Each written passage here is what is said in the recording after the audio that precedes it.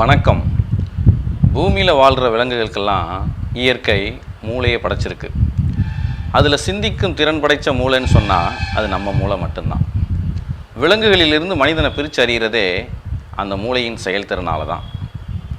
இந்த பதிவில் மனித மூளையில் ஏதாவது நோய் வந்தால் குணப்படுத்துறதுக்கு ஏன் கஷ்டம் அப்படிங்கிறத பற்றி தெரிஞ்சுக்குவோம். நமது உடலில் மிகவும் சிக்கலான உறுப்புன்னா அது நம்ம மூளை நரம்பு செல்களால் ஆக்கப்பட்டிருக்கு. ஏறக்குறைய 86 பில்லியன் நரம்பு செல்கள் மூளையில் இருக்குன்னு கண்டுபிடிச்சிருக்கிறாங்க. இந்த நரம்பு செல்களோட வேலை உணர்வுகளை ஒரு இடத்திலிருந்து இன்னொரு இடத்துக்கு கடத்துறது. ஐம்புலன்களின் வழியாக உள்ளே வரக்கூடிய தகவல்களை நரம்பு செல்கள் உள்வாங்கி செயலாக்கம் செய்து பதிந்து துலங்குகிறது. இத்தனை செயல்களும் நொடி பொழுதில் நடந்துருது. இப்படி இந்த நரம்பு செல்கள்லாம் ஒன்றா இணைஞ்சு இயங்குறதுனால தான் மனிதனுக்கு படைப்பாற்றல், புலனாய்வு, நினைவாற்றல், உணர்ச்சி நிலைகள் இது மாதிரிலாம் பெறுகின்றான். ஒருவர் எப்படி மூளையை பயன்படுத்துகிறார், எவ்வளவு பயன்படுத்துகிறாருங்கிறத பொறுத்து தான் அவருடைய வெற்றி அடங்கியிருக்கு. மற்ற விலங்குகளிலிருந்து மனித மூளை எப்படியெல்லாம் வேறுபட்டு இருக்குது அப்படின்னு பார்த்தா, சாதாரணமாக ஒரு விலங்கு ஒரு கன்றுக்குட்டி பிறந்த அரை மணி நேரத்தில் எந்திரிச்சு ஓடிடுது.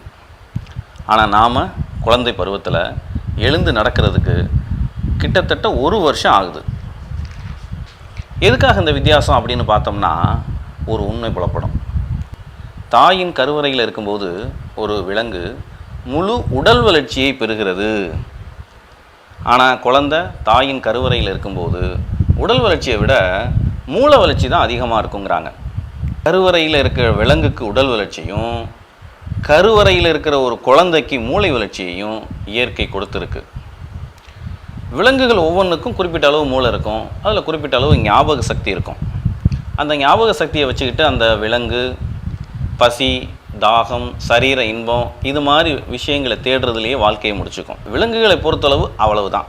500 வருஷத்துக்கு முன்னாடி ஆடு மாடுகள்லாம் அன்னைக்கு என்ன வேலையை செஞ்சிச்சோ அதே தான் இன்றைக்கி இருக்கிற ஆடு மாடுகளும் செய்யுது. காரணம், அதுகளுக்கு வேறு சிந்திக்கும் திறன் இல்லை, கொஞ்சோண்டு ஞாபக சக்தி அதை வைத்து கொண்டு இயங்குகிறது.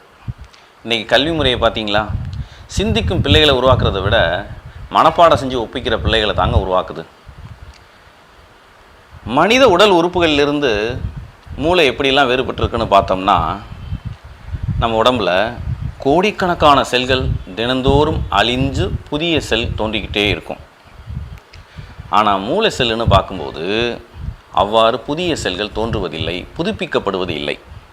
குழந்தைக்கு கருவிலேயே மூளை செல்கள் வளர்ச்சியடைய ஆரம்பிச்சிருது. அதாவது ஒரு குழந்தை கருவிலே கற்றுக்க ஆரம்பிச்சிருது. குழந்தை பிறந்த முதல் 2 வருஷத்துக்குள்ளே 90% மூளை செல்கள் வளர்ச்சி அடைந்து விடுகிறது. இந்த புதிய செல்கள் தோன்றுவது 18 வயசு வரைக்கும் இருக்கும். அதுக்கப்புறம் மூளையில் புதிய நரம்பு செல்கள் தோன்றுவதில்லை. 18 வயசு வரை மூளை வளர்ச்சி அடையும். அதற்கு பிறகு முதிர்ச்சி அடையும். அந்த மனுஷனை பக்குவப்படுத்தும். உடம்பில் உள்ள மற்ற செல்கள் எல்லாம் தினந்தோறும் புதுப்பிக்கப்படும். ஆனால் மூளை செல்கள் மட்டும் 18 வயசுக்கு அப்புறம் புதுசாக செல் தோன்றுவது இல்லை, புதுப்பிக்கப்படுவதில்லை. அதனால தான் கோமா, மூளை குறைபாடு அப்படின்னு மூளையில் ஏதாவது நோயின்னா குணப்படுத்துறது ரொம்ப கஷ்டமாக இருக்கிறதாக மருத்துவத்துறை சொல்கிறாங்க. இதை பற்றி விஞ்ஞானிங்க என்ன சொல்கிறாங்கன்னா, மனிதனின் 18 வயசு வரை மூளையில் புதிய செல்கள் தோன்றும், அதுக்கப்புறம் தோன்றுறது இல்லை அப்படின்னு ஒரு சிலரும், இதற்கு மாறுபாடாக 18 வயசுக்கு அப்புறமும் புதிய செல்கள் தோன்றும் அப்படின்னு வேறு சில விஞ்ஞானிகளும் சொல்கிறாங்க. இந்த மாறுபட்ட ஆராய்ச்சியும் விவாதமும் நடந்துக்கிட்டே இருக்குது.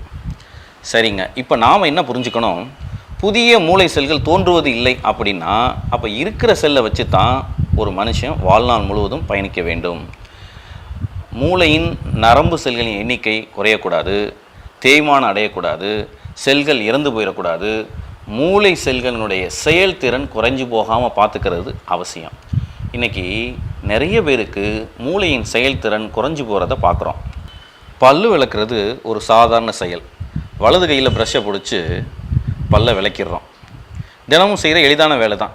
அந்த வேலையை வலது கையில் செய்கிற ஒருத்தர் இடது கையில் செய்து பாருங்கள், உடம்பு சிரமப்படுறது தெரியும். நமது மூளை நமது உடலை இயக்குவதில் எவ்வளவு சிரமப்படுகிறது என்பதை நாம் உணரலாம். அதனால் மூளையின் செயல்திறன் குறையாமல் பார்த்துக்கிறது அவசியம். ரெண்டாவது தரப்பு விஞ்ஞானிகள் என்ன சொல்கிறாங்க, மூளையில் புதிய செல்கள் தோன்றும் அப்படின்னு சொல்கிறாங்க.